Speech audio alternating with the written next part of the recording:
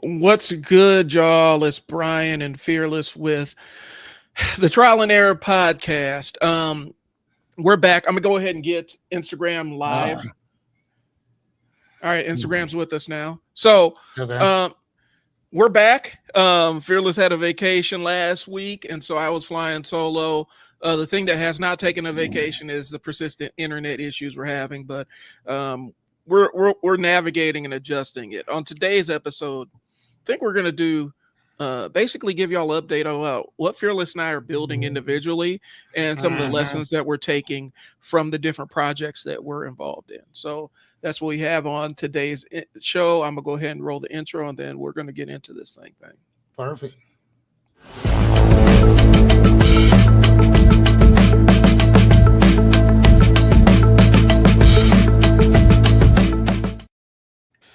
All right, what's going on? It's Brian with the Unstuck Sessions. I run a marketing agency that I'm pivoting into a DIY marketing agency and kind of a teaching platform where I'm teaching business owners and aspiring solopreneurs, entrepreneurs, or whatever, to launch their own businesses and do their own marketing. And so that's one of the major things I got going on, and one of the big pushes that I'm making. We're the third quarter of the year. I think it's third quarter. That's what I'm doing. I think it's about that. So that's what I'm doing in the third quarter. Fearless, go ahead and introduce yourself. Fearless Cummings, life coach and philosopher, and that's kind of about it. So my objective is basically to help to kind of simplify people's lives just a little bit. Mm-hmm. You know, my whole thing is that it's not what you think about, it's how you think about it. Right. So that's literally kind of my spew on what I'm doing. So yeah, there you go. Okay. And what I'm building right now is I'm using this. Can we just hop right on in so I can kind of show you exactly what I'm doing, what I'm building, all that good stuff? Yeah, you can. Okay, cool. So I'm a hold on one second. Let me go into my stuff right quick, and so I can show people exactly.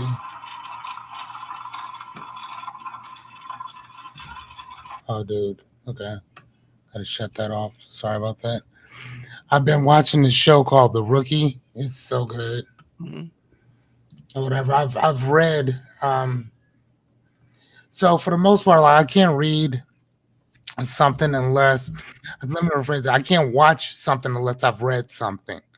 So I've read, I just finished this other book here called Middlesex, or whatever, and it's about this this individual that is born a hermaphrodite and grows up as a young lady and never understanding like her own body, and later on becomes starts seeing herself as a male. And that's kind of where the book stopped. But the book stops, I think, when she's like, I don't even think she's 20 years old or whatever. So it was okay. Okay. But anyway, so let me show you kind of what I'm doing, if you don't mind. Yep. And then we can kind of go from there. So how was your time, my friend? Busy. Yeah. Catching up on some stuff. I've been really focusing on trying to because the big pivot is I want to drift more into the teaching side of things. Mm-hmm. And finding some synergies where, I kind of made a post, if you're on my social media, about how I've helped multiple business owners in the last 14, 15 days take ideas all the way to business models. And so, I'm figuring that's my sweet spot. It's been something I've been doing offhand since the pandemic or whatnot. And so I figured I'd build a business around it a little bit. And so I'm building out the coursework and materials for that. Relaunched the Unstuck School, the Unstuck Sessions on School, since it's like $9 now. Yeah.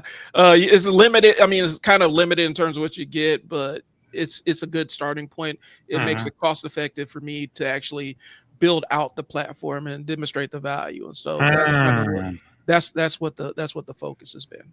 Okay. Um, hold on. So this right here is what is this called? So this is called Sam Cart, Yep. and you introduced me to this, and for quite some time I've been asking you. I've been talking about just creating a very simple website, even just a simple landing page that tells you the who, what, where, why, when, how, and if. If you want all that information, and you told me about this tool here, and I'm not gonna lie to you, man. I absolutely love it. And the reason why I love it is because everything is on one page. Everything is it's there. So if you're interested, great. If you're not, then you're not. Right. But at least it's right. It's right there for you. Um, so that's kind of what this kind of what that is or whatever. And you kind of create your own thing if you want to create sales letters, if you want to have a master class, if you want to talk, if you do studio type stuff, fitness. For myself, being a life coach uh, and philosopher, you can kind of do, excuse me, you could do a lot with this. And right now, you could kind of just go in and look at what type of template you want to use or whatever. So I'll pick one and I'll show you guys kind of here. Let's go into authority, for instance. Okay. So in authority, you get psychology, mental health. So I might go with. Hold on, can you guys see what I'm looking at? Hold on, there we go. All right, so you guys can at least kind of see what I'm looking at. So you can put all your information over here, and then what you'll learn, all that stuff, whatever you sign up, how much you'll charge, this that, and the other, and you can make it as short or as long um, as you want. It's your choice to expand it out, um, or do whatever. I also, excuse me, I also like this one here, or whatever, because you don't. And first and foremost, you got to remember that anytime you are online like this and you're doing this, it's never going to come out like this. So it's always going to be on. It's always going to be kind of like a phone type situation, because if somebody buys product from you, 9 times out of 10, they're not going to use your computer to do it. They're going to use their phone to buy from you. Um, so the great thing about this is that it shows you what it's going to look like um, through all of that. So for myself, being a life coach or whatever, and here's the thing: I hate the term life coach. Like I absolutely despise it, because I feel like, even being 46 years old, there's not much I could tell you about life. Like as much as I know, there's only so much. But the thing is that you got to use what people know and understand. So if I were to call myself a consigliere, if I were to call myself a philosopher, Hmm. you wouldn't understand how that would actually entail help you.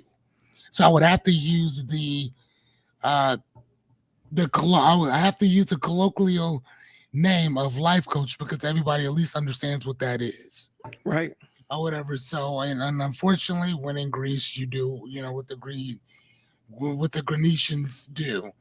Um, and so so you can look at these things here. You can build your own stuff out.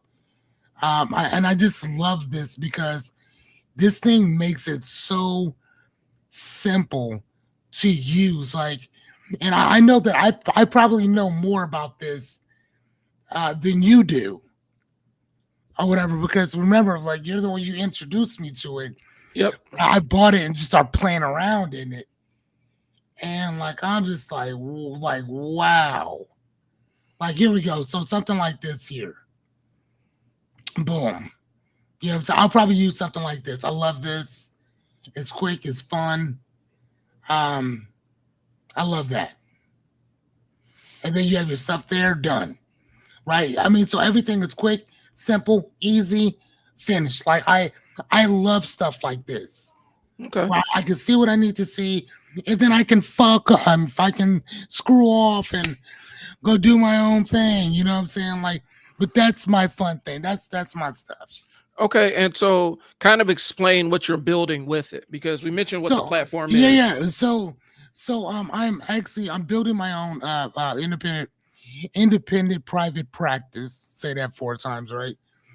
And basically, it's kind of helping people, kind of giving people tools, tips, strategies. If you need to yell, scream, uh, get it out, or whatever. That's kind of what the whole uh, uh, call fearless thing is. That's kind of what the whole thing is, just in general. Is that I'm here to help, um, to kind of lighten the load a little bit, or whatever. So again, if you need to scream, cry, chill, reflect, vent, whatever, this is what this is for.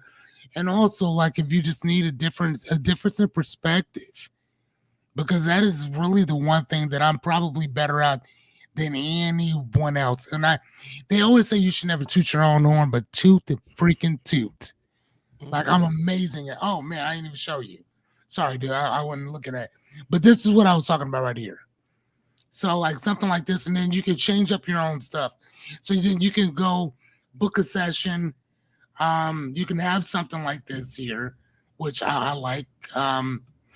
You can have what is this called right here, Brian? What is What? this? What is this kind of content? What Uh, is oh, it's filler text, but this is gonna. filler text? Yeah. Okay, so yeah, so you got stuff like that. Um, you have this. You got your testimonials. I mean, if that's what you're looking for, you have your what you offer Mhm. type stuff, whatever. I guess I could create a PDF thing too, or whatever. But my claim to fame is literally it's a 45-minute conversation with me to kind of get your stuff out, and say what you need to say, do what you need to do, yell, scream, cry, vent. I mean, that's what we're here for. And hopefully at the end, when you get home, or get around whoever you need to get around, you'll feel a little bit more at ease, and you'll be able to chill a little bit more. So that's what I'm building. Yep. And I think the concept for the audience behind it is a lot of times, the way that websites are being utilized and rolled out is changing a bit. Because Yeah, it used to be your website was a sign, a signal of your credibility and kind of a ultimate validation of your business and all the other stuff. Because they weren't really easy to come by. Like you right. had to actually pay somebody to go lay the whole thing out, design it, and link up all the things and everything. But now we have website builders that anybody can pick up and use. Anybody, And also now you have anybody. AI. If you know the right AI programs, you can actually spin up a website and then go on the back end and connect everything. Yeah. And so, Yeah, um, but this right here, the reason, and again, I told you before, the reason why I love this right here is because it's simple. It's simply used, and the great thing about this is here. Let me see if I can. Here, let me hold on. Let me see if I can do this, because I want to show you just how simple something like this actually is. Because hold on, I didn't like this one too much. That one was okay. Hold on, where we at? Okay, so we'll go here. So we'll select this template. Okay, and here let me see what. Hold on, let me see what it's gonna class. Nope. Okay, so you have, oh, okay, let me show you. So you have two different things on here. You have your Pages AI, which will basically kind of design a lot of it for you. Like, you tell it what you want, and it kind of creates your stuff or whatever. Or you have Classic Page, where you can use a drag and drop method, kind of like Wix, kind of like Squarespace, mhm. kind of does the same exact thing, right? You can go in right here. I don't know if you just saw me click it. Okay, so that's there. Let's see if I can. Let's see if it'll allow me to go in and hold on one sec. Okay, so since this is something new, Brian, give me a name for something. You know what? we'll call it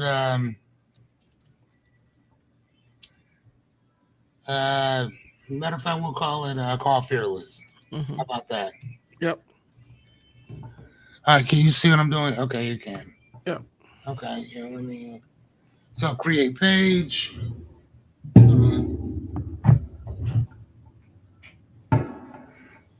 Okay, so right now everything is getting set up, as you guys can see.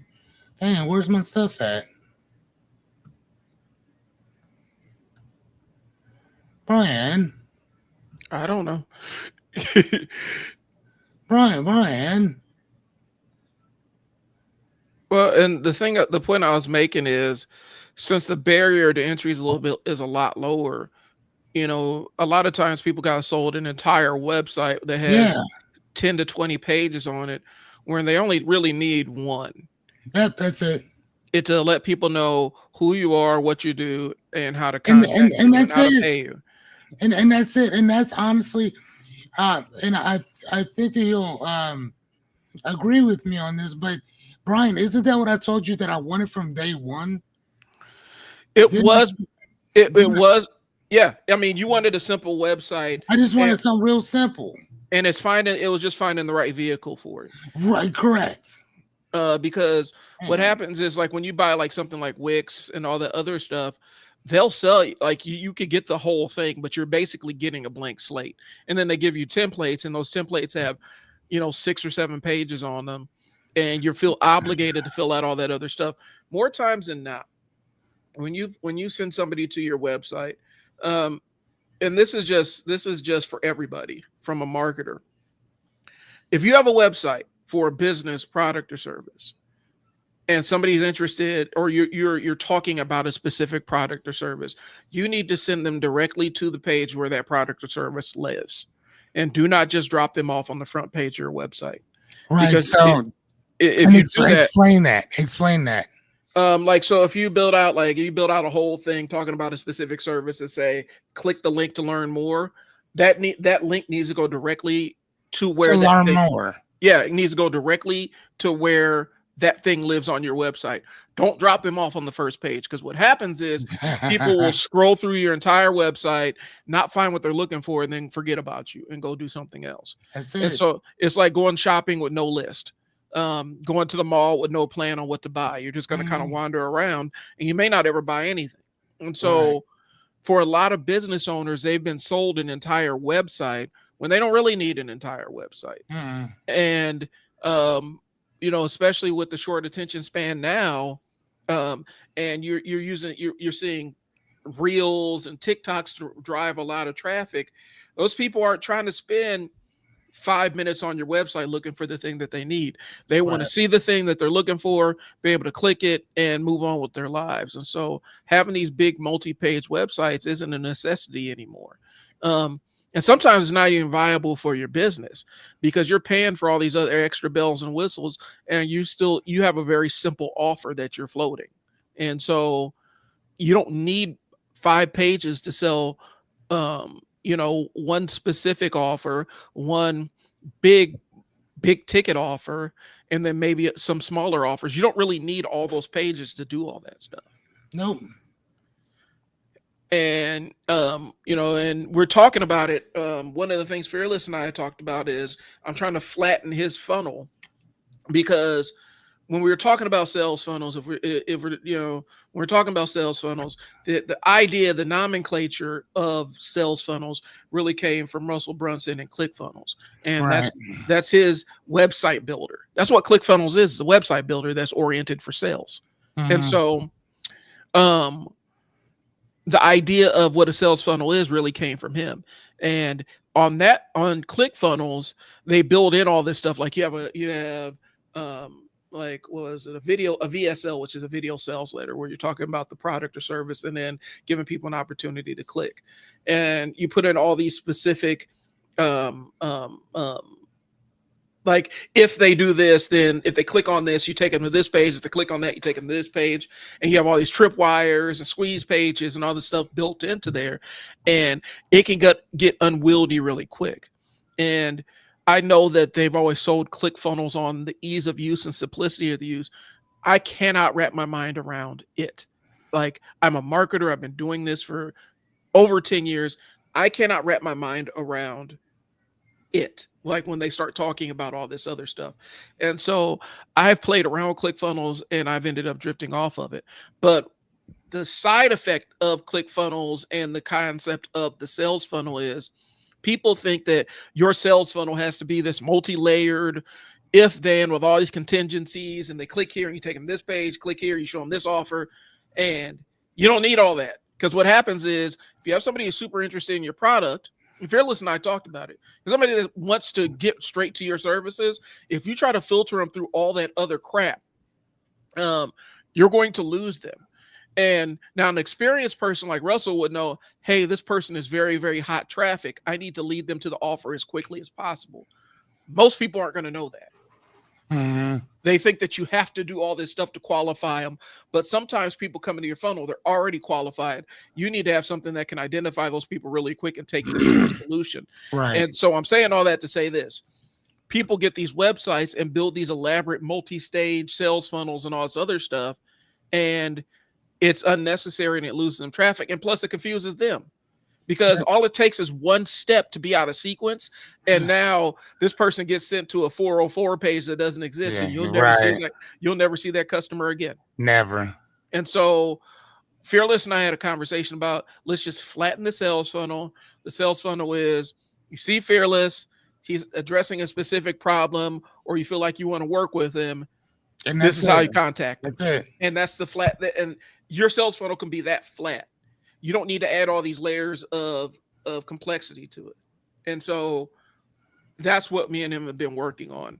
And so really unpacking what the offer is and how to reach the audience and how to get them in the funnel as quickly as possible and making it as simple as possible. Because like I said, people have worn out on that, to be honest with you. And I think it's just it's just kind of a feature of time, because I think people, for a while, that's how you warmed up traffic and that's how you got people. But now people are so sick of it. They're like, if I got to click a form or fill out another form, I'm not going to do this. And they just click off of it, because so many websites are doing that. So many services are doing that. So many coaches are doing that. So many consultants are doing that. People are just like, I don't want to deal with all that. I just want a link. Tell me where you are so I can pay you money, and then you can tell me what I need. Yeah.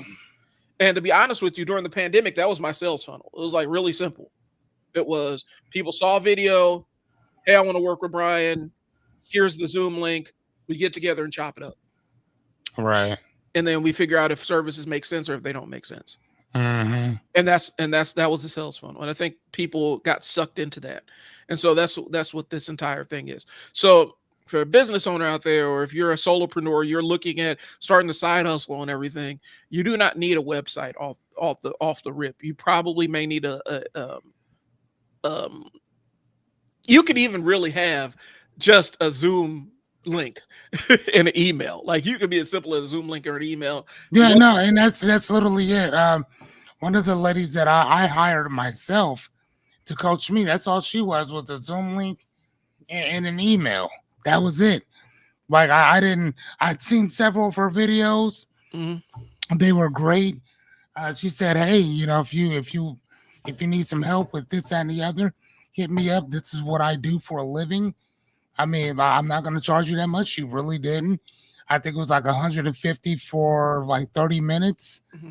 I mean, for somebody else, that was a lot. For me, like the information I got was invaluable.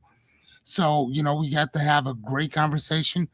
I learned quite a bit. I didn't do a damn thing she said afterwards, because based on what she said to me, I'm like, you know what?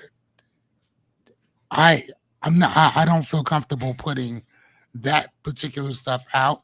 This is kind of, and the great thing I love about coaching or hiring a coach or a mentor or a guide in general is that sometimes your guy can help you get from point A to point B, but maybe you need to go from point A to point F. Yeah. Maybe you don't. Maybe your job is not to go to B yet. You can always go back to B or whatever. That's fine. but sometimes it's almost like going from I used to think that you had to go from like a Dodge Intrepid Mhm. to uh, a Ford, and then from a Ford to like maybe a Lexus, and then from a Lexus to a BMW, from a BMW to a Tesla, Right. as opposed to just going from a Dodge Intrepid directly to a Tesla. You can do that. And so I had to rewrite, I had to rewire my mind and thinking, okay, well, what is it that we're out here doing? What are we trying to do? And it was so crazy, bro, because like I was downtown Omaha yesterday, and I'm sending around all these people, and I'm hearing all this hustle and bustle, and this everybody's talking about this, talking about that, and it has something to do with business, money, career, Mhm. this that, and the other. And I'm just standing there looking at everybody, and I'm just kind of like, damn, bro, like there's no connectiveness to like Earth in general. There's no connectedness to each other anymore. It's like we're all like scrounging for something. You know what I'm saying? And the thing that you're scrounging for ain't got shit to do with why you're here. You know what I'm saying? But maybe it Mhm. has everything to do with why you're here or whatever. But I was just kind of looking at that like, man, like this is just crazy how far we have sunk in the spirituality of becoming who and what we are. And again, that was just what I was this overwhelming feeling that I got just standing in. And again, I was just around a bunch of people. Everybody's on their phone, and nobody's really focused on anyone. You know what I mean? I'm just Yeah. like, damn, that's crazy. Yeah. Like it's almost like I was reading this thing once, and it was talking about it was talking about it said looking into when you're having a conversation with your children, just 2 minutes of unblocked eye contact is worth more than hours hanging out, going out and doing something. Think about that. 2 minutes of direct eye contact when you don't look away. Hey, baby. When you don't look away, you know what I mean? This that uninterrupted time with your children. This 2 minutes eye contact means so much more than whatever else y'all can be going out and doing and this and the other. And I was just like, damn, bro. Like, you know what I'm saying? Like and I'm looking at this like this is where we are. Right. Like this is where we are. And then we wonder how, our current administration can warp people into fear mongering, into hatred, into trying to destroy your fellow man just to do it for no other reason, just because. You know what I mean?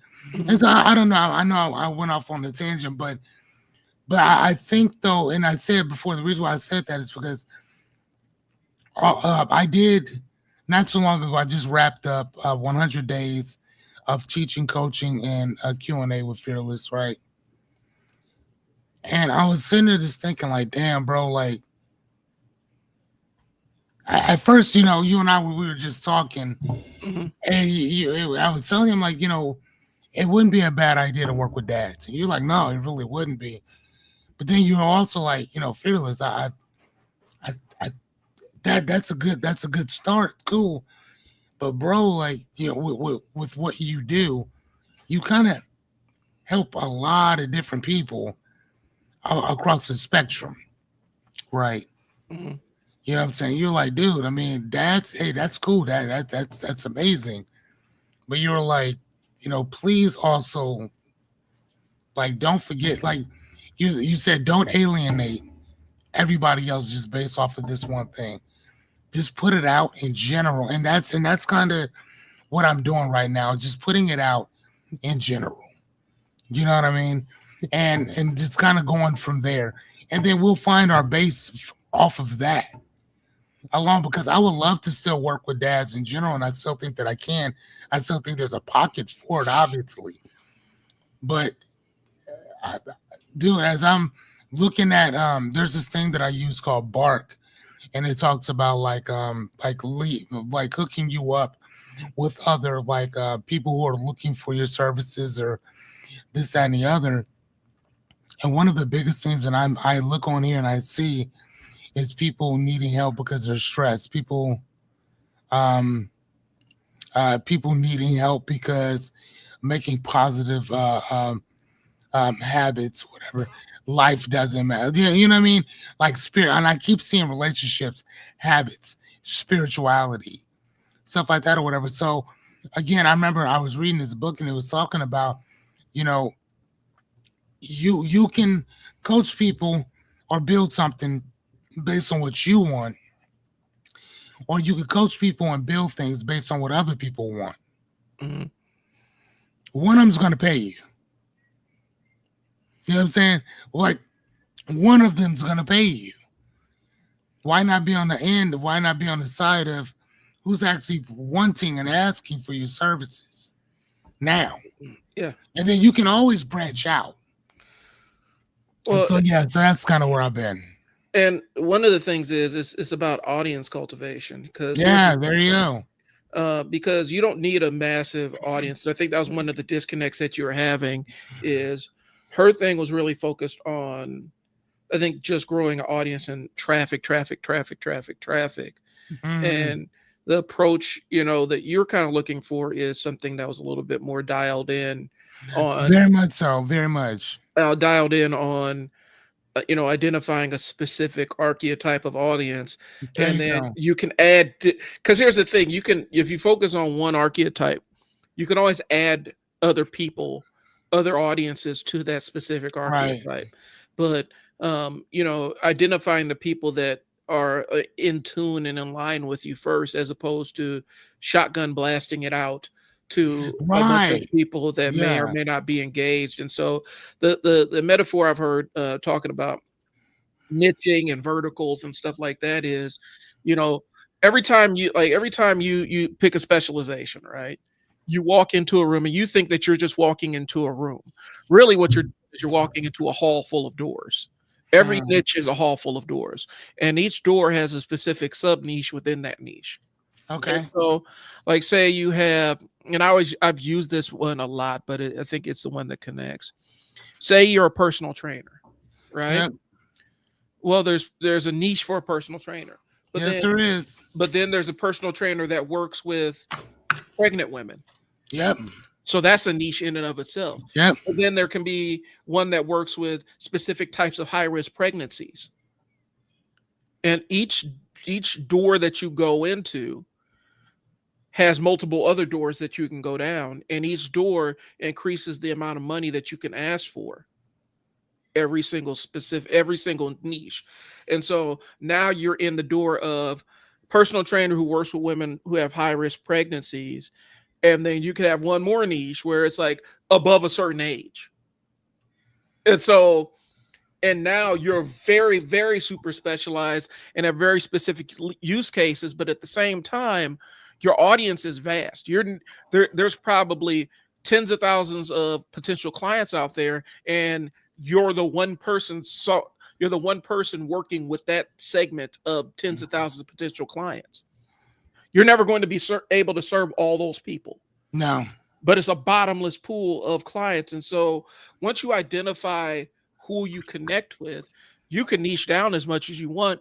And a lot of times people see niching as losing opportunities. Really not. Right. Right. Right. It's Right. just putting you, and it also helps with your content, because if you're going from simple personal trainer content to content that's personal training advice for women who have high risk pregnancies, who have limited mobility, now you're in a different lane, Mm-hmm. and you can create content that's specific to that lane. Mm. I've seen YouTube channels pop up for moms who are autistic. I've seen YouTube channels pop up for like general people with ADHD. I've seen, like, there's so many different lanes that you can occupy. And I think a lot of times people think that they're removing opportunities from themselves when they're really not. Mm. you're finding a more precise way and a more targeted group of people to talk to. And so, yes, you can make your broad-based content, but that's how you narrow. That's kind of how you can narrow a funnel. Right. Yeah, for sure. Each layer they go through a specific specialization. And so the top layer can be, do you want to scream? You want to scream, laugh, and cry? And then the next layer can be, are you a dad? The next Mhm. layer could be this, it could be that, it could be this. And so you could laser it down and kind of set it up however you want to. Mhm. Because just because you're serving one niche doesn't mean that somebody won't adjust. Like, well, I'm not a dad, I'm a mom. Okay, I can still Right. work with you. I'm not a dad, I'm a mom, but I connect with your message. I can still work with you. Yeah, right. And so people adjust themselves if they connect with you, Mhm. if they want to work with you. Because I've had it where people are like, I just want to work with you. I don't care what Right. all this is. And so, can you work with me? And so then the conversation is, can I help this person get to their goals? Right. So that's kind of how I view it. And so I think tying back to the single use website or the single page website, you can put this area and then narrow it down to whatever you want it to be. Am I making sense? Very much. So, and that's kind of what I'm learning because um, I've been back and forth and I'm kind of at a saturation point with content about building businesses and launching products because I already know how to do a lot of that stuff. But even somebody who's experienced doing it, sometimes you got to go back to the well and make sure that your knowledge, your skills are still sharp, right? And so I'm realizing I've reached the saturation point where now I need to go ahead and implement something. Okay. And so there's a couple of things. So on August 2nd at 10 a.m., I'm going to be having basically the business builder / idea lab. And that's going to be like a live Google Meet where we sit down with people that have ideas and try to turn them into business models. Okay. One thing I've been doing in the media leading up to it, I'm very cautious about it, is if you're going to be trying to monetize a hobby, um, I would encourage you not to unless you're willing to live, eat, and breathe that hobby for the rest of your life Mm, or for as long as the business runs. right. Because once you monetize a hobby, it ceases being a hobby. It ends up becoming something that you're doing for a paycheck. Right. And that puts it in a different frame. But if you're passionate about it and you want to live this thing, then yeah, absolutely. So I don't even have I'm slacking because I don't even have the link for it. But I'm doing that. It's going to be a charge, it's going to be a payment attached to it. But the reason why I'm doing that is I've been meeting with other business owners, and the common theme is they come to me with an idea, they end up leaving with a business model, regardless of whether that was what the meeting was for. Mm, Does that make sense? So even though it's not what the meeting was for, people are coming to me coming to me, sitting down and talking to me, spending an hour or two with me, and then once they leave, they have a framework of a business model or an idea that they can monetize. And so I wanted to put something around it, and so that's what the Unstuck Business Builder is. mm, It ties into me relaunching um, the school, the school, because I do want to have a place for my business templates that people can use for social media, to create social media or create marketing newsletters or emails and stuff. So I want a place where that can live, but I also want a place where I can have some live interaction with people and take them from the idea stage all the way to the business launch stage and looking at the skills they currently have. So what I said last week was, I think if somebody's hired you for a job, if you've ever been hired for a job, you have skills that you can utilize to freelance if you want. mm. If you've been hired for a job, it's just figuring out how you're going to apply those skills, you know. And I could even look at somebody who is, like let's say you're a project manager, right? And that's kind of what you do. You work, that's what you're called. That's what your project manager, whatever company you've on, or you have project management experience. You could easily flip that into budget management. You could flip that into organization. You could flip that into task management and teach people the process that you've used to stack these skills. And you just take one segment and make it into something else. Right. And you can monetize that idea. You can monetize those skills. And so that's kind of what this idea is. And that's what the idea lab is going to be when I get that built out on the school. It's going to be a place where you can and come in with skills and an idea and teach you how to put a business around it. Okay. And so that's one thing that I'm actually working on. Um, I'm pretty intense with working on this right now. Like, yeah, I'm kind of deep with it. That's what I've been really focusing on. Is trying to get people in the door. And then if they can't come this Saturday, because I know not everybody's going to be able to show up. Let them know that there's an off ramp where I'm going to be a community where I'm going to be having these conversations, stuff. So, that's one thing. Let me pull up here. I've really focused on making Tuesday night kind of my live stream for the Blerding While Dad thing, where I talk about comic books and stuff like that. And I'm building out my content library for that. I got something planned for tonight about what I'm going to talk about. Talking about the death of Hulk Hogan, and how it's kind of hit the Black wrestling community a little bit differently because of all the stuff that Hulk Hogan was wilding in his last decade in life. And then a couple of other things that I had in mind. An idea, not just black dudes, but even white dudes felt the same exact way towards that dude too. Yeah, I mean, for a different set of reasons or whatever. Like even with going to Vince McMahon early on, when he was absolutely a mega star, and everybody was trying to get together to build some type of a union, so they can actually start, getting the help and stuff that they actually need. And Hulk Hogan is the one who went in and put a kibosh to that, told Vince exactly what was going on, and gave Vince the upper hand, and knocked that off or whatever. Like he sank a lot of people's careers. Yeah, he was a company man, and he was but he was not just a company man. He was also a me man, and so a lot of times it was the meme was going around, that don't work for me, brother. And so if it benefited somebody else and didn't benefit him more, he wouldn't do it. Right. And in the world of professional wrestling, that's kind of frowned upon. Like there's a level of, you're expected to help get new guys established, help put new people over, breaking new talents and all the other stuff. And he was not the guy to work with that. And so, but from the black wrestling fan standpoint, a lot of the racism stuff was kind of played into it. And so that kind of detonated, because for an entire generation of black folks who grew up as wrestling nerds, Hulk Hogan was the dude. Like when I was like 5 years old, Hulk Hogan was the man. And it was kind of jarring to hear what he thought about us in real life. And so that's what I'm going to be talking about. And then a couple of other ideas, a couple of video essays that I'm planning on working out. There's an idea that I need to do some research on. I want to dust off my old journalism major, and do a little bit of investigative journalism about this concept, this idea that just kind of hit me, where I was sitting there thinking about it. I said, you know what?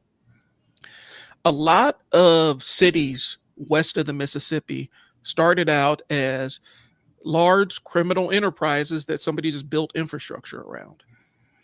Okay, say that one more time. A lot of cities, Omaha's included in this one. A lot of cities west of the Mississippi, when they were getting established, they really started out as gigantic criminal enterprises that they just built infrastructure around. And built. Okay, so explain, how does Omaha fit into that? That's how Omaha started. Like Omaha was considered like kind of a miniature Las Vegas, where there's vice districts and everything, and organized crime ran the city for a long time. Like, is that what the Caniglias and all that? Oh, and not just the Caniglias. There's multiple families involved in it, and so really, I didn't know that. Yeah, and so there's a couple of crime bosses that were deeply connected to Omaha, and you might find streets named after them. And so I'm digging in and looking into the research, because Denver kind of has a similar backstory. LA definitely has a similar backstory. Scottsdale, Arizona, like a lot of these cities that popped up as America expanded west were just big criminal things, is whether it was gambling or prostitution or bootlegging. There's some seedy story that goes along with it that this was intrinsic in forming the entire city. And so that's something I'm gonna be talking about tonight. Oh And so wow. Okay. and I'm not, it's going to be about a mile wide and an inch deep because I still have to do a lot of my research and stuff on it. But it's just going to be talking about some of the things that I found about it. Talking about there's a video I saw really interesting. Now I'm way far afield, but it is something I'm working on. Another thing we're going to be talking about is the origins of the DARE program. And how You mean drug resistant, yeah, drug abuse resistant education? yeah, I'm gonna send you the video link. It's amazing because most people don't know. I would wager that the majority of people don't know that DARE was originally concepted as a way to put undercover police officers into schools, and so and it ties to, and when you see the video, they tie it all together. It ties to the RFK assassination. It ties to some of the Rodney King. Like it ties into the LAPD and Daryl Gates. A lot of it has to do with Daryl Gates and the fact that when Daryl Gates was the chief, before he was the chief of police, he got in trouble because he was the head of LAPD's intelligence department, and he had plants on the city council. He had people watching the mayor. He had people following journalists around. He had undercover officers all over the world doing covert intelligence operations as a municipal police department. And they talk about how DARE, one of the controversies with DARE was how they use police to try to basically get kids to rat out their parents, but then also how it had been disproven early on. Like it was proven that the methodology, one of the frameworks that they used, didn't work, and not only didn't work, but increased the likelihood of kids using drugs. Oh no, I mean that's just like, and some of this I can kind of get behind because I was at the barbershop, I mean, some years ago, and I remember this dude was talking about, and it never even dawned on me, but I remember back in the day when I was going to school, elementary actually, not even middle school, elementary, when I think Colors had just came out, but it was a big thing because Bloods and Crips actually started coming to Omaha, right? And I remember I had to take this paper take this paper home, and I had to take it to my foster mother. And what it was it was showing you like it had little printouts of what gang signs were. Yeah. And then it had like what sets were, what Bloods were, what they wear, what Crips are, what they wear, and this and the other. Man, I ain't know anything about none of that mess. Right. And so they gave me that pamphlet to take home. And I'm sitting there, and my foster mother's asking me, do you know what all this is? And I was like, kinda. You know what I'm saying? Because I'm comparing it to the stuff that the other kids are talking about. Right. No, I don't, like, again, we don't live in LA. So we're not gonna know any of that stuff. You know what I'm saying? So for us, like, no, we don't know. But then, you know what I'm saying, you get around more people. And the older dudes was like they was, yeah, my older cousins were tied. Boy, they took to that shit, and that stuff went off. I just texted you. I just texted you the link to that. Man, that whole thing went off. So once that whole Bloods and Crip thing, but the what I was saying is that they sent that home, and I never understood why they were sending that home. And it was, the guy was talking about, he was like, dude, they were programming us from a young age that this is what you do. This is what you're doing. That's why, like, kind of like you're talking about that Scared Straight program. Like, no, No, if you want a kid to do something, show them what you want them to do. Don't show them what you don't want them to do. Right. You know what I'm saying? Like, because, go ahead. One of the first lines on that is Roy Wood. And I remember seeing this because he was on the Daily Show when he said this. He was talking about DARE. He's like, oh, Roy, okay, no, he's like, he was talking about, he's like, the DARE program. He's like, what happens is a police officer comes to your school, comes to your classroom, and opens up a briefcase full of drugs and shows it to you. And that's what it was. Like, I remember very clearly how they used to do that stuff.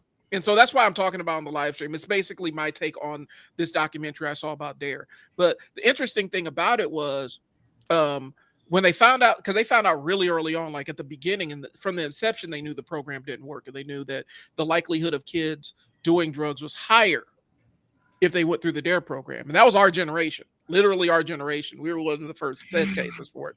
And so, but I remember how they used to do it, like watching in 5th grade, the officer's like, and this is heroin. And I'm like, what's heroin? It's like, I was 5th grade. I didn't know what this stuff was. I remember very clearly watching. Do you remember the old commercial where Pee Wee Herman came on and said, this is crack and there's nothing glamorous about it? And he holds up a vial of crack and shows everybody what it is. Yeah, is that on Pee Wee or are you talking about no, this was like President Bush? This was a public service announcement where they used Pee Wee Herman to do it. And he's like, he holds up a vial of crack. It's like, this is crack, and there's nothing glamorous or fun about it. I'm like, I've never seen this before. You know, I'm like 10. And so the idea was the affect model, the way that they used, the way they implemented DARE was doomed to fail, but it really wasn't about drug resistance education. It was because if it was, there was a proven model that actually did work, but DARE was suppressing that model that actually did work. Whoa, so what model did they suppress? I think it's called the peer resistance model. And I have to go and look back on my notes, but it was a specific way they applied it, which actually was effective in what they were trying to do. But you know, here's the thing, man. I'm 46 years old now. I've done LSD and weed, nothing more than that. That's not really my thing. But you want to know why I've never tried like anything harder than that? Because when I was a little kid, during that DARE program, they said as soon as you hit that pipe one time, you will be addicted for life. Yeah. Bro, I never played with that. I was like, nah, I'm good. No, thank you. Well, and I understood that as a child. No, thank you. Nah. Well, and I think a lot of it also had to do with the fact that our generation of Black people, let's just keep it buck. Our generation of Black folks, we were kind of grown up. We're considered we grew up in the crack era. And so we saw the residual effects of the older people in our community and what crack did to them. Right. We actually saw what it did to them personally. And so then you also have that wing. But the reason why, and they kind of speculate on it in the documentary, but the reason why they say they were biased towards the model that didn't work, because the model that didn't work involved actually using police officers in the schools, which is what they wanted, which is what Daryl Gates wanted in LA. And the other model used teachers and educators and scientists and therapists and stuff with police and peer resistance and all that other stuff. And so there was other layers to it. It just wasn't putting the police in the schools. And so, and they talked about, or to just say, what did Nancy Reagan go? Just say no. Yeah. I mean, and then I love how Dave Chappelle, all them years later, when he's talking about the meth epidemic, oh, no. Hold on. Just say no. Well, and so how does that fucking feel? And so that's really what they were talking about. They're saying basically the residual impact of it, and it oversimplified a complex problem and kind of give the out of sight, out of mind. But then also they were talking about all the parents that got arrested behind DARE. And they talked about multiple kids turning their parents in. And so, but anyway, it's a fascinating documentary. I'm gonna talk a little bit about it more on my live stream. What you say? They were turning their parents in. Yeah. And so, but Oh I man, mean, buddy. and so that's one of the things I'm building. Like I'm trying to build out a platform because for me, I'm trying to get back into podcasting about my interests outside of business and marketing because I'm a nerd and I read comic books and comic book movies, which I don't have money to go see right now, but I'm getting or money or time, but I'm getting back into the grind of it. We used to go out and see whenever the newest comic book movie dropped, it was me and my friends, we'd all get together and go see it. We So you can't do haven't that have anymore. you seen Superman? Haven't seen Superman, haven't seen Fantastic Four yet. We're going to see that. We're going to see Fantastic Four tomorrow. We went to see Superman. I think last week or the week, but I think the week before we left. I Fantastic don't know. Four. I thought Superman was okay. Yeah, I'm interested to see like an actual Superman where it's not like grim and moody like a Batman movie. I want to see what that looks like. Yeah, this one was kind of. I mean, it was all right. I mean, the only thing I couldn't deal with was that suit though, man.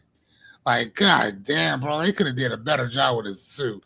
Well, and so I want to, and Fantastic Four is one of the books I read growing up. So that one has a special place. So even when I knew the Fantastic Four movies were bad, I still watched them just because I knew, because that's what I grew up with. So, but Okay. anyway, that's a platform I'm actually refocusing on and going back and doing podcasts for that one too. Gotcha. And so, let me go ahead and pin. Can I pin this?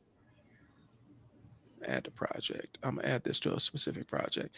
And so that is where I'm at. Let me pull up where we're at on the thing. And then getting resettled with Coach Moe Athletics after working on getting our new consistent location. We have a couple of places identified. I'm not ready to talk about yet. And Yeah, pivoting in, are they in Bellevue? uh, not yet. Like that's where we're still looking. I'm not ready to discuss exactly where we're at yet, or we're Okay. looking at places all over. Okay. But looking for places and finding places are two separate beasts. We're trying earnestly to stay in Bellevue, but we're seeing what options there are out there. Gotcha. But we're trying to figure out what that's going to look like. Still waiting on the nonprofit documentation to come back so we can know whether we've been approved to be a 501c3 and building that out. Gotcha. And learning that we didn't really ever really need the building to do what we've been doing. Like we've existed longer without a building than with a building, and the building was just overhead. And that was a lesson, being able to let go of the dream that you chase down because it doesn't align with what your mission is. And so that's kind of what that lesson. That's the lesson that came from that. And so like those are the irons I have in the fire right now. I am really excited about the webinar on Saturday. And I did finally pull my notes up that I was looking for to talk about, how people can really flip their skills into business ideas and stuff like that. Okay. And so I had the example of the project manager. A project manager possesses leadership skills. You can actually teach people how to lead other people, how to set a vision, how to get people to buy in, how to perform under pressure and make decisions. Communication, how to communicate across generations, across, up and down the corporate ladder, communicate up, communicate down, how to be clear with your communication. Organization and planning, how to set goals and break them into steps, set milestones and all the other stuff. Time management, problem solving activity, risk management, negotiation influence, technical understanding, budget management. Like all these are different little sub areas that a person who has project management experience can absolutely monetize and spin up into their own business model or consulting or digital product or whatever. Right. You can monetize those skills. It doesn't take a heck of a whole lot to do it. And so that's really what the business builder / idea lab is taking people from ideation all the way to the actual business model. And so that's what I got on Saturday. And if nobody shows up, hey, guess what? I'm gonna still be there. And I'm gonna still do the dang thing. But I put the link in all the chats. So if you're interested, go ahead and sign up and book a time. You can sit down in on it. And plus, I'm also offering that as a one-off service. Since I've done it for other people, I figured that that could be a one-off kind of, not a one-off, but that could be a one-on-one consulting service. So that's what I got. And that's the lesson I'm learning is I'm trying to keep it simple because I'm really good. My mind comes up with so many different ways to spin simple concepts that my challenge is trying to find the simplest way to go to market with it. And I feel like that's kind of the season I'm in is, okay, I have this idea. I need to narrow it down and take something to market and see what people buy and what they don't buy, as opposed to sitting in the ideation phase forever. Okay. Because when you're in the ideation phase, you come up with ideas and you come up with new ways to do it. You think you have a plan, but if you never move out of the planning phase into the implementation phase, you're never going to see if your plan actually works in real life. We talk about it all the time.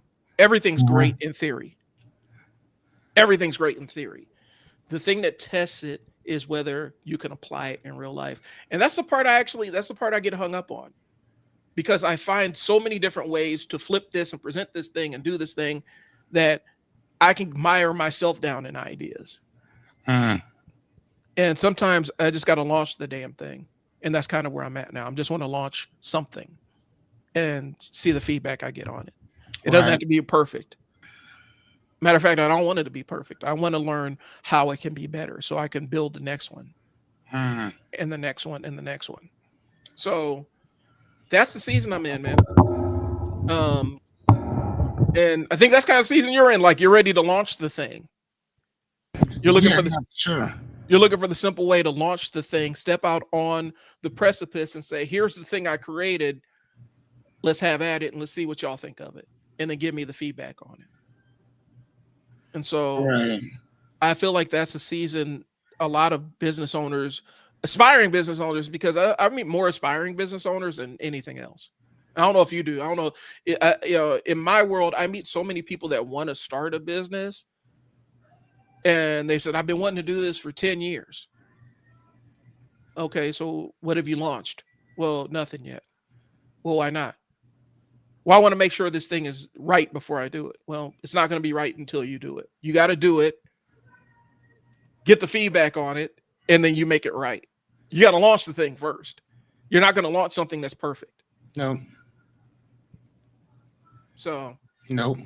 And I think people get too caught up in that. They want it to be perfect. They want it to be perfect before they turn on the camera. Like when you're making videos, me and Fearless are doing the video thing for a while. The thing that Fearless did right away was, I'm gonna go ahead and live stream for 100 days, and I'll figure it out along the way. That's probably, in my mind, that is one of the best ways to actually learn how to do the video work, because it gets you right past the point where your first 50 videos aren't going to be where you want them to be. But you still did them, so you got the reps. And now you have skills. Yeah, it's just hitting that button and just going. And I think too many people get caught up in that phase where it has to be right. I have to look right. This specific thing has to line up. I have to have this specific equipment. I have to have this specific light or this specific camera. I have to have this website set up. I have to have this, that, and the third. And all of these things are literally just excuses that you're giving yourself to not take the step off just step out into the abyss and see what happens. Get the feedback as you fall. I think people get too caught up in trying to make it so that they avoid the mistake, that they don't really embrace making the mistake. Making a mistake is important. It's it's called the trial and error podcast. Making the error is important. It's necessary. I don't think people get it. So that's what we're talking about. And that's really right, but and that's kind of my point though, or whatever, with doing the coaching stuff in general, man, is that majority of a lot of us don't get it, because, and again, I always think of the I think that it's kind of like the ABCs of self-development, which is to seek and snap for so many different things, but comparison. You know what I mean? Like, we're always comparing ourselves to other people, and then listening to people's comments, Yeah. listening to people's judgments, listening to people critique us. Right. You know what I mean? So that C, there's so many different things in there. But the one thing that that we talk about a lot of is holding yourself accountable and understanding what you're responsible for. And then the B would actually be boundaries. And boundaries is more or less protecting yourself from other people and Hmm. vice versa, protecting them from you and you from them. But that C is very tricky, man, because that's where clarity lies. Hmm. That's where community lies. That's where comparison lies. You know what I mean? Yeah. That is very tricky. You know what I'm saying? And from there, you're gonna get either doing the work or you're gonna get doubt. And Right. with both of them, it's gonna come the excuse. You're either gonna have the excuse or you're gonna have the experience. Hmm. Like, you see what I'm saying? So for me, what I did was I just kind of compartmentalized as many things as I possibly could. There's gonna be things that slide off the side of it that's gonna happen. Right. Um, that just happens. Hold on, let me say, let me send this off. Uh, Well, and I think we can liken it kind of to kind of mentioning what I was thinking is the line I was on was this. I think a lot of times people, when I say they want that perfection, like when we think about a baby learning how to walk, right? Does a baby sit there and try to figure out the exact right method of walking for them? Or do they yeah, just get up and try to walk yeah, and fall down and they keep falling down until they figure it out? yeah. And That's usually what it is. a lot of people are scared of that falling down phase because the falling down phase is scary and it can hurt. But it's also very, very necessary to learn what not to do.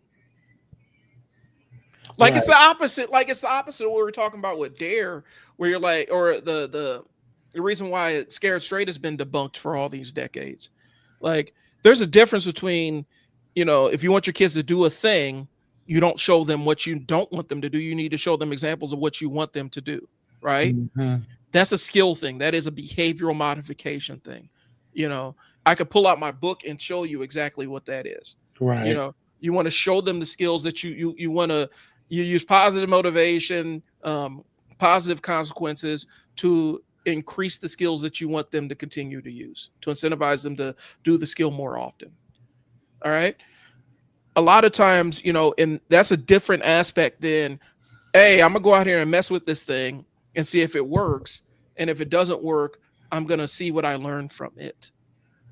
That's a different Mhm. mentality. But it's necessary for your growth. It's necessary for you to learn.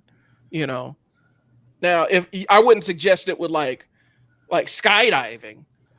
Right. Like you need practice, you need some practice jumps and to learn how to do it. You can't just say, "Hey man, I'm gonna go do skydiving, man." So you're gonna learn? Nah, man, I'm just go jump out the plane. I just jump out. Yeah.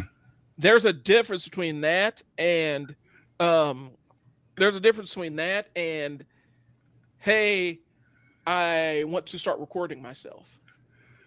Okay, so how do I start? Well, first step is you record yourself. You pick a camera, you find a spot Or your phone. or your phone, and you sit down and record yourself. Is that all it takes? That's it. Because you have to learn how to talk to a camera. You have to learn how to be present, how to be comfortable in front of a camera. That's a necessary Uh, step. You got to do it. You're not going to get it through reading. You're not going to get it through watching videos. The only way you're going to no. get better, the only way you're going to develop camera presence is to be on a camera. Now, I mean, the great thing about the camera though is that you can learn from different people on like what to do, how to do it. Hmm. Um, how do you use your cell phone for Instagram videos? How do you use your cell phone if you want to add context, if you want to add music, like background music or something like that, or whatever? Hmm. If you want to add a poll or something like that, or certain questions, you can use the internet for stuff like that. But the one thing I would suggest is that you just go off and just go do it. Yeah. Like, stop thinking about it. Stop, learn it, do it, shoot it, Yeah. and just put it out. Just put it out. Right. Like, stop overthinking it. That's like, dude. There's this guy that by the name of Thor Heyerdahl. and he was he was an infographer.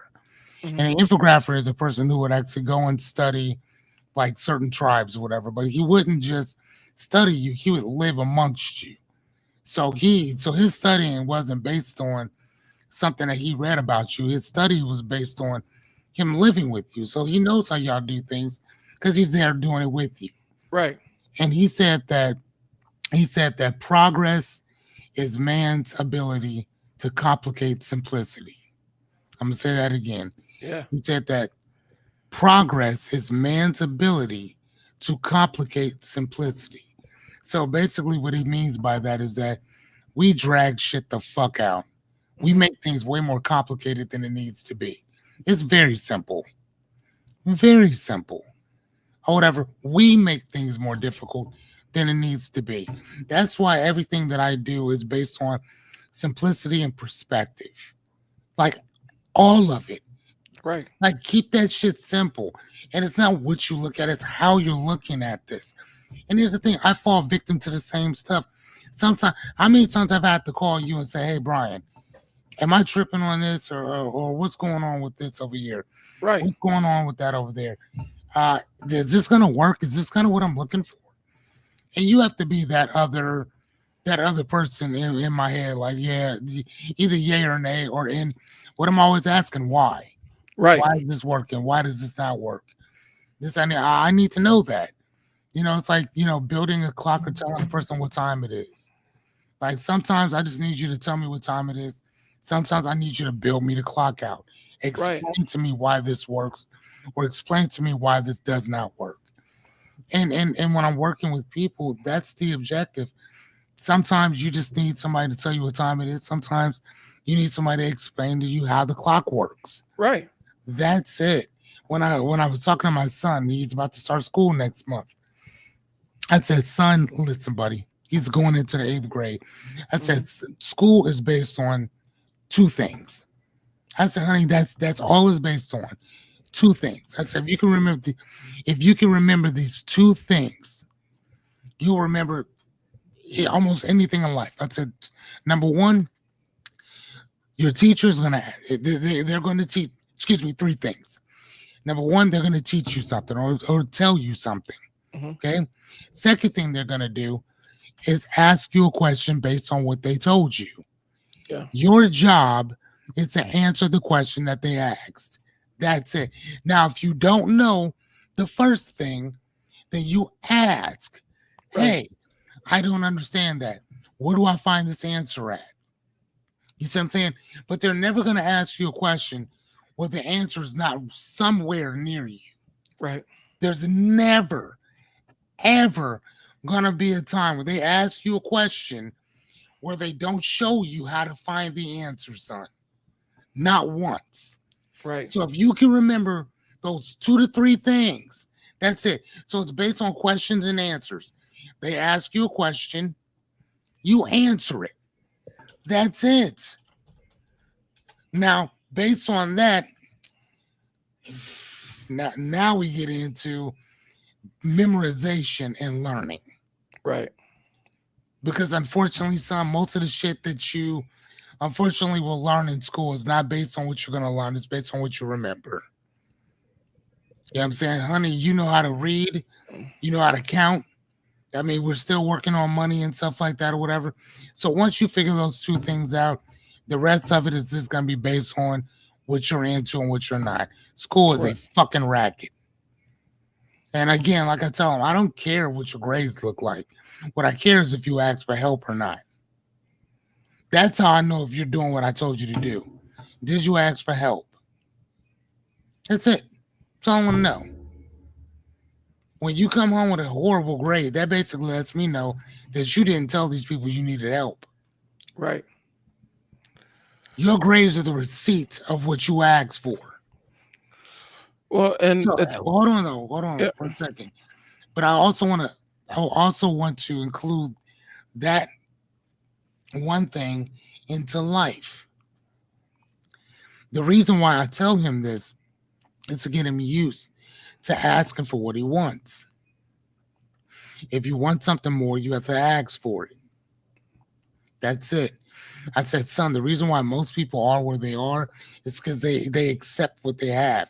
They don't ask for anything else. You have 1,001 people out here who need help, but they won't ask for it. I said, son, if you ever want to succeed, there's only two things you need to do. That's it. Two. It's not a whole long fucking drawn out thing. It's not. It's two things. Show up and keep your fucking word. That's it. What else is there? Show up, keep your word. Right. That's it. Bro, there ain't nothing else to talk about in that. You hearing me? Nothing. If you do those two things, you got it. Two things. I'm not asking you to do 3 or 4. I'm not asking you to take out a kid. I'm two things. Show up and keep your word. If you want to succeed in anything in life, show up and keep your word. That's it. For all of y'all watching, trial and error is all based on showing up and keeping your word. That's it. That's all. I mean, am I lying? No, you're not. Am I wrong? It's as simple as that. We tend to make things way more complicated than it needs to be. We are in our own heads on shit. And you know another thing that I like to do? Yeah, here's a little thing. You know the dimension that we live in, right? Mm-hmm. We live in what's called the third dimension. Correct? Now watch this. I'm going to show you something. Now, if I were to do this right here, you see this little dot? Mm-hmm. Okay. That right there is the first dimension. Okay? Yeah, you have to have a line point, right? Now, second dimension, it's going to be 2 lines. One going from one to the other, correct? Correct. Okay. Now, the third dimension, the one that we live in, is now we're talking about depth. That would be that 3 lines. So now we go up, down, now there's depth. That's how we see things. Now, what I like to do is I like to think about things from a different dimension, right? So what you are going to have is what's called a tesseract, right? And this is what a tesseract is. It's basically a box within a box within a box within a box. So what I like to do, and this is actually where time and space lives. This is where time and space is. So if you get arrested, right, and they put you in a cell,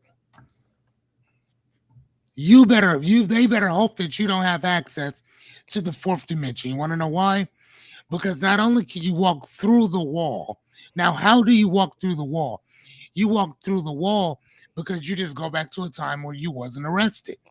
You go back to a time that you didn't commit that crime. You just go back somewhere else. Or you go somewhere else, because when you're able to look into the future and the past all at one time, you're able to kind of do whatever the hell you want to do and whenever you want to do it, right? Right. So in the 3rd dimension, the 4th dimension, the great thing that Neil deGrasse Tyson said is that you can't have one without the other. So we do still work within the 4th dimension. It's called time and space. Right. So if I were to tell you, hey man, I need you to meet me at 2:30. And that's all I say to you. So your next question would be what? Where? There you go. Okay, so where? I need you to meet me at Diane's office at 2:30. Now, what would your next question be? Well, I know how to get there. So what are we talking about? No, not the what. So I told you the time. What date? There you go. You see what I'm saying? So that's where time and space is. So you've already been there before. Mm-hmm. You see what I'm saying? You've been there around 2:30 before.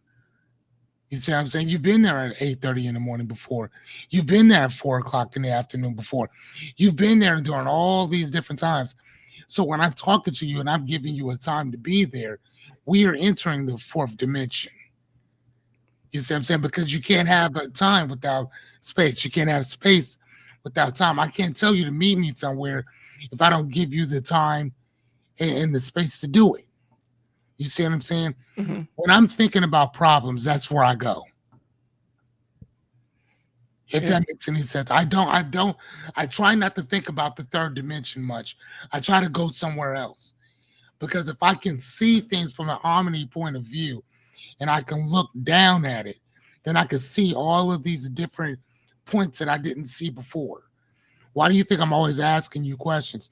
I'll hit Jessica up and ask her certain things or whatever. And again, I'm looking for perspective. Why do you think I read so much?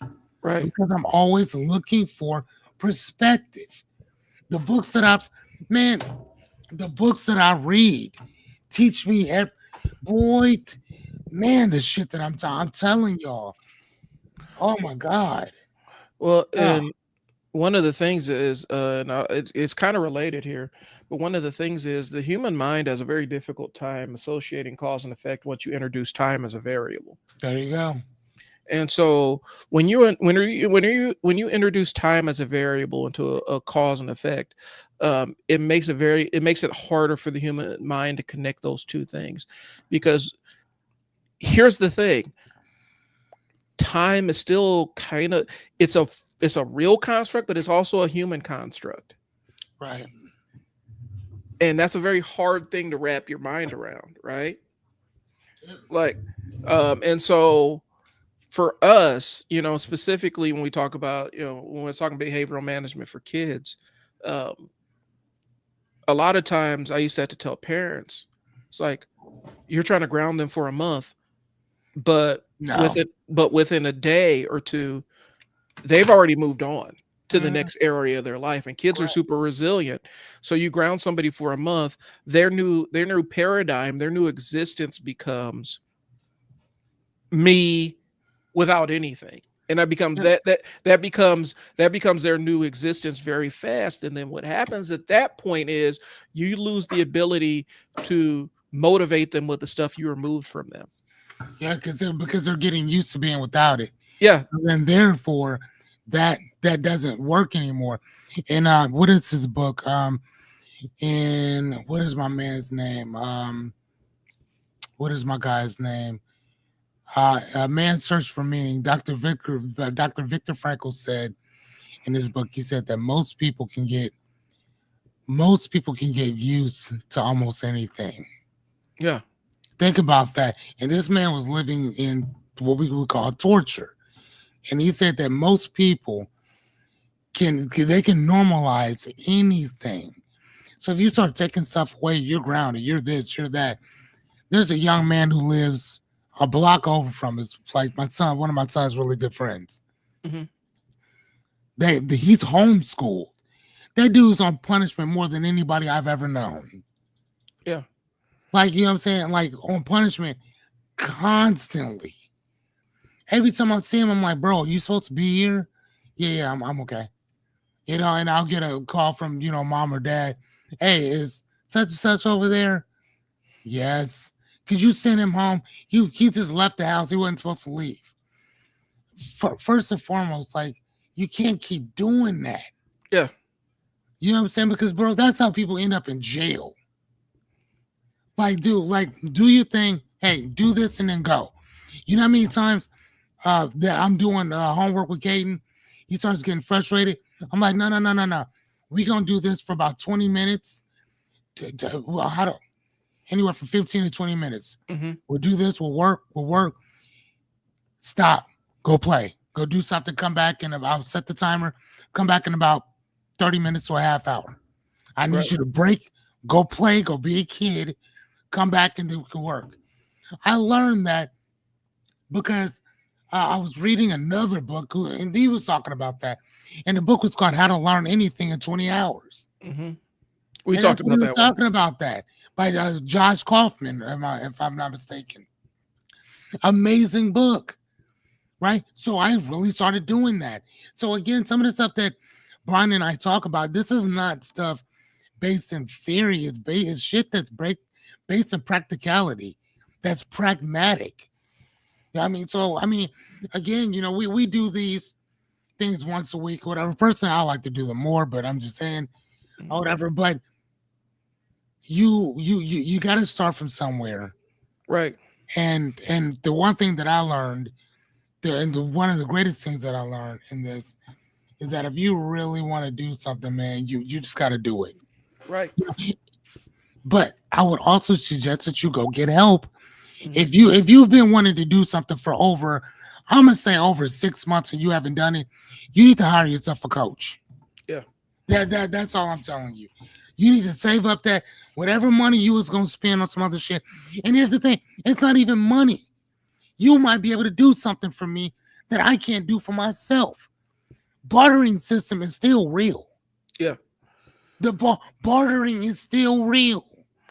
Well, and planning is great. Come on now. Planning is fun, and I think people get caught up in how fun planning is. Planning is fun because you get to live in your dreams and you get to use your imagination and Right. do all the other stuff. Planning is amazing. You can plan some really amazing outcomes. The part that sucks is implementing. Mm. Implementing sucks. Mm. Planning is great. I love to plan stuff. Implementing is hard No way. because you come up with all kinds of, when you start implementing, then you start seeing what the real barriers are. Now I got to figure out how I'm going to navigate these things that I didn't see before. And I got to figure out how to learn to do the things that I didn't know how to do before. And so people get hung up in the planning phase because it's fun and it's easy. It's low stakes. Implementing is where it's hard, Mm. you know. I And so agree. I think what happens is a lot of people get caught up in the lie that they tell themselves, and I know it because this is a lie I've told myself. I like to plan all the way to the end.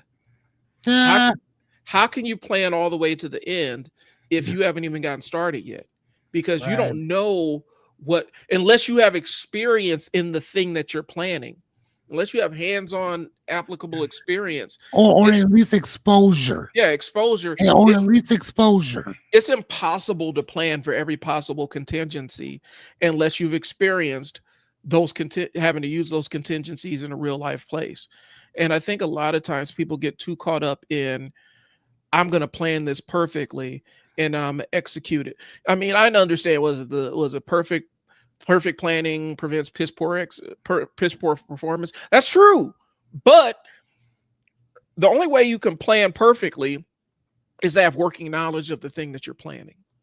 If you have no working knowledge and you're just spitballing, you're just out there freestyling, and if you've never launched a business or you've never launched a product or you've never launched a thing or a service, and you sit there with it in the garage, sit there with have it in your mental garage for 3 years because you're trying to plan. The market done changed. The market you're launching Right. into done changed. The economy that you're Right. launching it into done changed. Yes. The fundamentals that Oh, made your thing wait. viable done changed on you. And so you've been sitting there with this idea in your garage for all these years and sitting on the bench because you're like, I just need to plan and blah, blah, blah. But the plan you made, you don't have any working knowledge to update that plan because you haven't implemented anything. So you don't know what the new market is going to do to you. That You don't that know what the new economy is going to do to you. that And is so, yeah. I'm sorry. Go ahead. Go ahead. and so I think a lot of times people they're so enamored with this idea of planning that they never launch. Mm-hmm. And then they have a lie to tell themselves when the fundamentals of the thing that they're trying to launch into has changed. Well, I'd never launched it because this thing changed. Well, you've been sitting on this idea that you could have implemented at least in part. You've been sitting on it for 5 years. Mm-hmm. You can't do part of it to test Right. it, to see that you can't test the idea a little bit. And I think that's where the disconnect comes. And it's not just business. It's anything. If you're writing a book, if you're looking at getting a new job, if you have like car repairs that you want to do yourself, planning it is great, but planning it isn't. There's more to planning. Like planning is part. I want to make sure I have all the tools, right? I want to make sure I have all the tools. I know how to do it. I have something that can walk me through it. That's Mm-hmm. planning to me. But overthinking comes in where it's like, well, I need to buy this tool in case this very specific thing happens. And I saw in this video that this guy was using this variation of this tool as opposed to this tool. And so now the tool I bought is no longer effective because this guy says it's better, as opposed to seeing if the tool that you have can work. That's what I'm talking about, where I'm talking about the overthinking trap. Right. So those are the lessons. And not only that, though, man, but it's almost like taking your idea and saying, you know what? All right, man, I'm going to get this thing started. Let me call up the Omaha World Herald and put an ad in the newspaper. You know what I'm saying? To launch my product. Mm-hmm. Okay. What?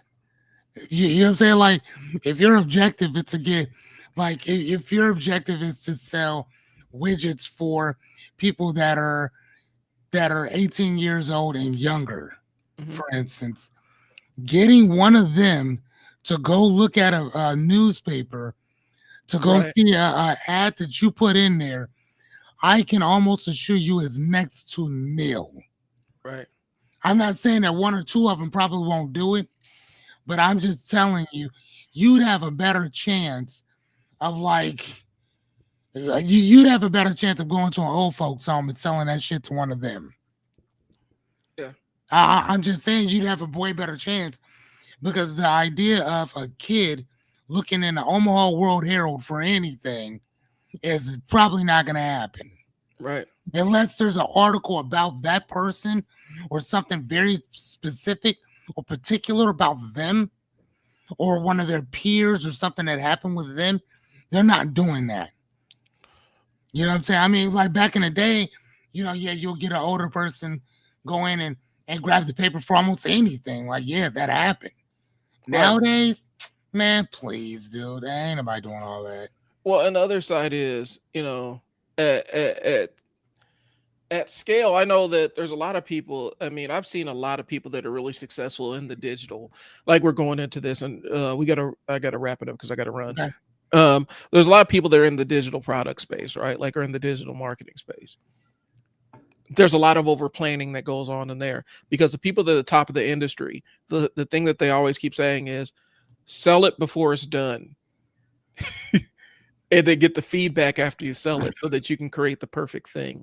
Oh, say that one more time. They say sell it before it's done and then get the feedback along the way so you can have the perfect launch.